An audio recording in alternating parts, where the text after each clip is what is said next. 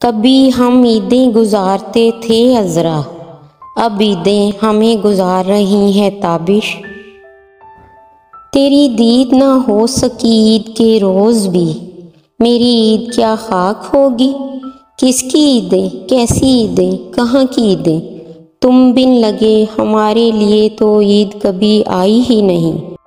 ईद का रोज़ आ गया ये सोचते सोचते कि तुझे ईद पर क्या पेश करूं, गुलों के गुलदस्ते सजाऊं या मोहब्बत भरा ये दिल पेश करूं। मैंने सोचा था तू मुझे ईद पर कोई तोहफ़ा देगा जिसमें खुशबू की महक और रोशनी का सवेरा होगा। मैंने सोचा था ईद खुशियाँ लेकर आएगी पर गम मिल गए।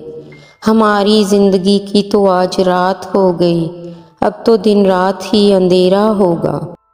आम दिन भी गुजारना हमारे लिए मुश्किल था, या इलाही ईद आ गई हमारे ज़ख्मों पर नमक लगाने।